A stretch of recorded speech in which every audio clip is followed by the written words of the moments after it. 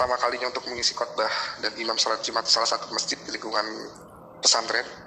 Pada suatu ketika saya dapat juga undangan dari imam masjid besar di sana untuk sama-sama ikut pengajian.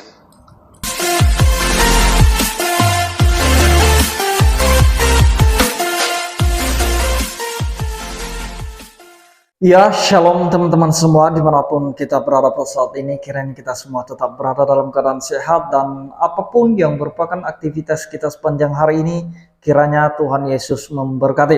Dan kembali berjumpa lagi di channel kita ini, yaitu Semayan Yasin. Terima kasih buat teman-teman semua dan juga para sahabat yang sudah mendukung perkembangan channel ini dengan setia, dan kiranya kita tetap menggunakannya untuk menjadi berkat bagi semua orang.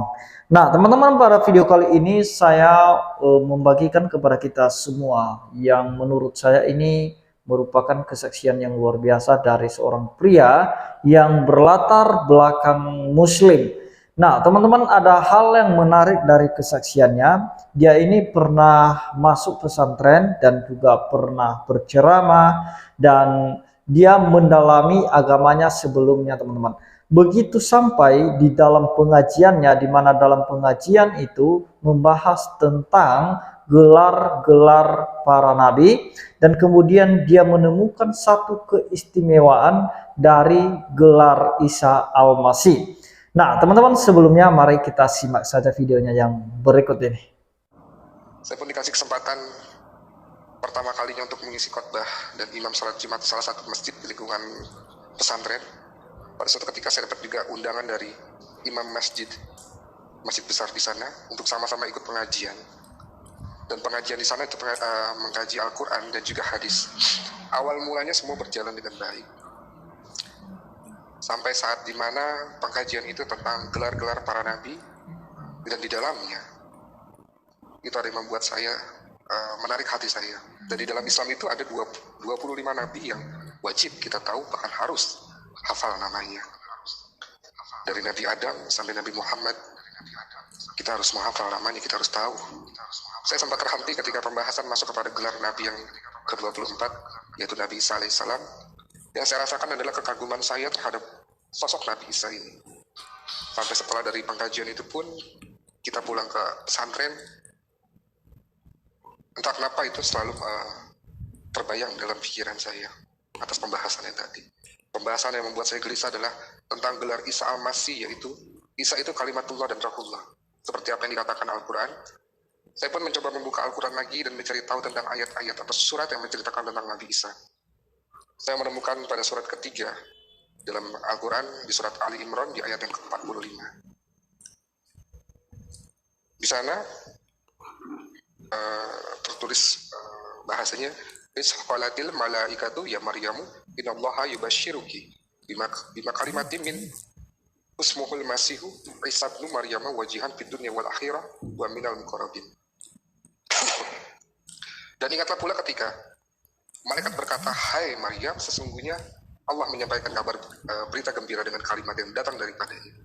Namanya Al-Masih, Isa putra Maryam, seseorang yang terkemuka di dunia dan di akhirat, dan termasuk orang-orang yang didekatkan kepada Allah. Saya pun di sini nggak mampu menafsirkan sendiri. Akhirnya saya mencoba mencari jawaban lewat Al-Quran. Kembali saya dapati di dalam surat Maryam di ayat yang ke-33, di surat Ali Imran di ayat yang ke-55, di surat An-Nisa ayat 159, dan di surat Yunus. Wassalamu alayya yauma wulidtu wa yauma amutu wa yauma ub'asyu hayya. Dan kesejahteraan semoga dilimpahkan kepadaku pada hari kelahiranku, pada hari wafatku, dan pada hari aku dibangkitkan kembali. Quran surat Maryam ayat 33. Ayat ini bagi saya pribadi menjelaskan bahwa Isa Al-Masih ini mati dan bangkit. Inilah kematian dan kebangkitan dari sosok Isa Al-Masih. Yang bahkan banyak orang yang mengatakan bahwa Isa ini tidak mati, tapi diserupakan. Dan sampai sekarang pun masih jadi misteri siapa yang diserupakan itu. Dan di surat Ali Imran di ayat yang ke-55, itu dikatakan bahwa ketika Allah berfirman, wahai Isa, aku mengambilmu dan mengangkatmu kepadaku, serta menyucikan kamu dari orang-orang yang kafir, dan menjadikan orang-orang yang mengikutimu di atas orang-orang yang kafir hingga hari kiamat. Kemudian kepadaku engkau kembali, lalu aku beri keputusan tentang apa yang kamu perselisihkan. surat Ali Imran ayat 55. Bagi saya ini menjelaskan bahwa Isa ini naik ke surga, dan orang-orang yang mengikuti Isa, pengikut Isa ini bukan orang kafir. Justru siapa yang dikatakan kafir? Orang-orang yang mendustai dia, orang-orang yang tidak mengikuti Isa. Dan di ayat surat An-Nisa di ayat 159 itu dikatakan tidak ada seorang pun di antara ahli kitab yang tidak beriman kepadanya, Isa, menjelang kematiannya, dan pada hari kiamat dia, Isa, akan menjadi saksi bagi mereka. Ayat ini menjelaskan Al-Masih akan datang sebagai hakim di akhir zaman. Lalu di surat Yunus di ayat yang ke-94 itu dikatakan fa'in kunta fi syakki mimma anzalna ilaika fas'alil ladzina yaqra'una al-kitaba min qablik laqad ja'akal haqqu min rabbika fala takunanna minal mumtarin. Maka jika engkau dalam tanda kurung Muhammad berada dalam keraguan-raguan tentang apa yang kami turunkan kepadamu, maka tanyakanlah kepada orang yang membaca kitab sebelum kamu. Sungguh telah datang kebenaran kepadamu dari Tuhanmu, maka janganlah sekali-kali engkau termasuk orang yang ragu-ragu. Dari ayat tersebut membuat hati saya benar-benar gelisah. Ada guncangan yang hebat, entah kenapa ada guncangan yang hebat di hati. Saya merasa bahwa Isa ini bukan manusia biasa, karena hanya Isa yang diciptakan tidak melalui tulang rusuk, tidak melalui pembentukan tanah, dan tidak melalui hubungan biologis suami istri. Seperti apa yang dikatakan di dalam hadis yang diriwayatkan Anas ibnu Malik, Isa fa'innahu ruhullahi wa kalimatuhu. Isa itu roh Allah dan kalimatnya. Kitab 2002 Mutiara, hadis halaman 356-357. Dan gelar Isa pun bukan hanya Rohullah dan Kalimatuhu, tetapi juga Al-Haq yang artinya adalah kebenaran, dan juga Khalifatullah yang artinya pengganti Allah. Khalifatullah berarti pengganti Allah di bumi, dan dari sinilah yang semakin membuat hati saya itu bimbang. Dan saya juga merasa belum dapatkan jawaban yang memuaskan hati saya. Pada tahun 2019 saya bisa berkomunikasi kembali dengan keluarga saya di Depok. Sekitar hampir 6 atau 7 tahun lah kami kehilangan kontak sama sekali. Mereka pun meminta saya untuk pulang dan menjanjikan pekerjaan kepada saya yang menurut mereka lebih baik. Karena pada bulan April tahun 2019 saya kembali ke Depok, tapi kembali lagi saya merasakan kekecewaan yang luar biasa. Janji pekerjaan yang dijanjikan kepada saya ternyata hanya omong kosong, tidak ada. Dari situ saya merasa, kenapa seperti ini? Apa yang salah? Saya mencoba mencari tahu sendiri. Adakah yang salah dalam ibadah saya? Adakah yang salah dalam doa saya? Atau ada yang salah dalam keyakinan saya? Sebab saya selalu mempercayai setiap ibadah dan doa yang saya lakukan. Tapi walaupun saya imani, walaupun saya yakini, tidak ada satupun yang dijawab. Lalu keingintahuan saya tentang Isa Al-Masih semakin besar, dan saya memutuskan dalam tanda kutip untuk beribadah ganda. Saya pernah mengintip kegiatan orang Nasrani dalam gereja, karena saya tahu Tuhannya mereka sama, mempunyai kemiripan tentang kisah Isa Al-Masih di dalam Al-Quran. Bedanya, kami menganggapnya Nabi, orang Kristen menganggapnya sebagai Tuhan. Dan kami berpendapat bahwa yang disalibkan dulu adalah pengkhianat, atau yang diserupakan, ada yang mengatakan juga Yudas. Tapi orang Kristen berpendapat yang disalibkan itu adalah Yesus Kristus atau Isa Al-Masih dalam bahasa Yunani yang diarabkan. Sampai pada akhirnya saya dipergoki sama seorang security gereja, dan dicurigai ingin melakukan sesuatu yang tidak baik gitu ya. Dan saya dibawa pos ke security untuk melakukan penggeledahan, dan memang kenyataannya saya nggak bawa apa-apa. Saya hanya ingin melihat ibadah orang Kristen, dan karena saya juga takut kalau untuk masuk ke dalam gereja. Karena doktrin yang saya terima, masuk gereja haram hukumnya, nggak boleh. Akhirnya ada satu orang bapak-bapak keluar dari gereja, saya nggak tahu dia hamba Tuhan atau siapa, saya nggak ngerti. Beliau menghampiri saya di pos security, dan saya mencoba menjelaskan pada beliau. Akhirnya beliau pun mengerti dan membiarkan saya untuk pergi. Bahkan beliau juga mengundang saya, kalau saya ingin tahu tentang ibadah orang Kristen seperti apa. Di kemudian hari saya dipersilakan untuk datang ke gereja. Tapi saudara, saya nggak cukup punya keberanian untuk mengikuti ibadah tersebut.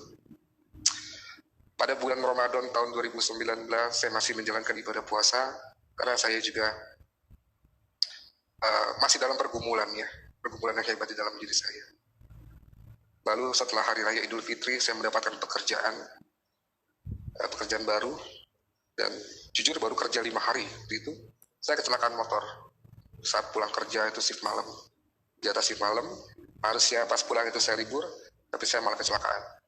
Kejadian itu persis di depan ITC Permata Hijau. Saya ditabrak lari oleh kontainer yang mengakibatkan tulang rusuk kanan dan kaki saya itu patah. Bagi saya, seorang muslim dulu, buat saya pribadi, berdoa sebelum keluar rumah atau keluar tempat yang kita singgahi, itu sangat penting. Karena bagaimanapun juga kita harus meminta perlindungan kepada Tuhan. Dan ketika saya berdoa pun, itu Tuhan tidak menjawab doa saya. Saya rasakan semua ibadah saya itu sia-sia. Sebelum masa penyembuhan saya pasca kecelakaan itu kurang lebih 1 bulan. Dan ini titik awal Tuhan bukakan jalan untuk saya. Di salah satu media sosial, Facebook, saya sengaja ikut grup Kristen. Saya di sana bertemu dengan seorang pendeta dan beliau orang yang sangat baik, penuh kasih. Beliau seorang gembala jemaat. Saat saya gabung di grup itu, jujur, saya sama beliau, agama saya Islam. Dan beliau pun mau menerima saya. Karena saya memberikan alasan yang mungkin memuaskan beliau. Di FB juga saya bertemu dengan seorang hamba Tuhan, Ibu Ningtyas Ayu. Saya menceritakan tentang apa yang saya alami, tentang kerinduan saya, bahkan keinginan tahuan saya tentang Isa Al-Masih. Dari beliau lah saya diperkenalkan dengan seorang penginjil yang notabene beliau seorang muslim. Dan sekarang menjadi seorang penginjil yang luar biasa dipakai Tuhan, yaitu Bapak Muhammad Ilyasyam. Semua jelas Bapak Ibu Saudara, atas kasih karunia Tuhan, melalui Pak Ilyas, Tuhan menuntun saya untuk lebih mengenal siapa itu Isa Al-Masih, siapa itu Yesus Kristus. Setiap pertanyaan yang saya lontarkan kepada beliau, beliau menjawab dengan sangat baik, yang sangat memuaskan hati saya. Lalu pada bulan Juli 2020, saya menghubungi beliau untuk bertemu langsung, karena sebelumnya kami komunikasi hanya lewat online, karena waktu itu udah masa pandemi. Dan kami pun bertemu di rumah seorang pendeta, namanya Ibu Pendeta Elizabeth, yang kebetulan adalah teman atau tim dari Pak Ilyas, dan lokasinya nggak jauh dari tempat tinggal saya. Dan di sana, saya melakukan persekutuan dengan Pak Ilyas dan Bu Elizabeth. Dan di sana di rumah Bu Elizabeth, tanpa berpikir lagi, saya memutuskan untuk menerima Yesus Kristus sebagai Tuhan dan Juru Selamat saya. Karena dalam Quran pun jelas di surat Az-Zukhruf di ayat 63, "Walamma yaja Isa bil bayyinati qala qad ji'tukum bil hikmati wa li ubayyina lakum dalladzi takhtalifuna fi fattaqullaha wa ati'un." Dan ketika Isa datang membawa keterangan, dia berkata, "Sungguh aku datang kepadamu dengan membawa hikmah, dan untuk menjelaskan kepadamu sebagian dari apa yang kamu perselisihkan, maka bertakwalah kepada Allah dan taatlah kepadamu."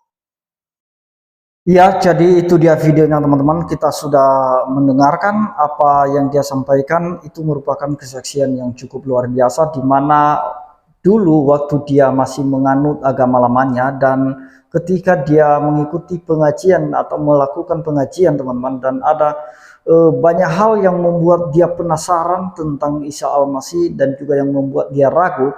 Dan ketika dia ragu dan penasaran tentang hal itu, dia mencari orang-orang yang bisa memberikan jawaban kepadanya, yaitu pendeta, dan di mana pendeta itu juga mengajarkan kepadanya dengan baik tentang Yesus Kristus yang dia anggap sebagai Isa Al-Masih.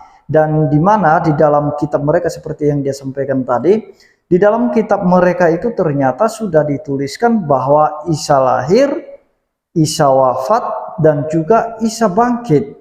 Tetapi saya kurang tahu ya kenapa sampai sekarang tidak mereka percayai tentang hal itu. Bahkan ada ayat yang lain mengatakan bahwa Isa tidak mati atau diserupakan. Kalau menurut saya, Isa tidak mati dan kemudian dia diserupakan, itu kan bertentangan dengan ayat yang satu ini tadi yang mengatakan Isa lahir, wafat, dan bangkit. Itu satu hal yang menurut saya kontradiksi, teman-teman. Dan inilah orang-orang yang mencari kebenaran ketika dia ragu, dan sesuai perintah kitabnya bahwa kalau kamu memiliki keraguan-raguan tentang hal yang diperselisihkan kepadamu, maka engkau harus menanyakan kepada ahli-ahli kitabnya. Nah, jadi jangan salah mencari jawaban, jangan cari jawaban kepada orang yang ngaur ngomongnya, teman-teman. Seperti saudara-saudara kita yang suka membahas tentang ayat-ayat Alkitab, atau saudara kita polemikus muslimnya yang suka membelokkan ayat-ayat Alkitab. Mereka berusaha menyembunyikan kisah yang sebenarnya dari Isa Al-Masih itu, teman-teman. Mereka berusaha menyembunyikan hal itu. Tetapi bagi orang yang mendapatkan satu keraguan dan kemudian dia rindu mencari kebenarannya, maka seperti orang ini tadi, dia akan mendapat kebenaran ketika dia mengaji Alkitab, membahas Alkitab, mendalami Alkitab. Yang jelas motivasi dan tujuannya membuka Alkitab adalah mencari kebenaran, bukan untuk mencari-cari kesalahan. Jadi itu dia, teman-teman, yang mau saya sampaikan. Kiranya ini menguatkan kita kembali bahwa Yesus itu adalah Tuhan dan Juru Selamat. Dialah Hakim yang adil, yang dimana dia nanti akan datang untuk menjemput orang-orang yang percaya, dan dia yang mengadili semua bangsa-bangsa. Demikian yang saya sampaikan, kiranya Tuhan Yesus memberkati kita semua. Shalom.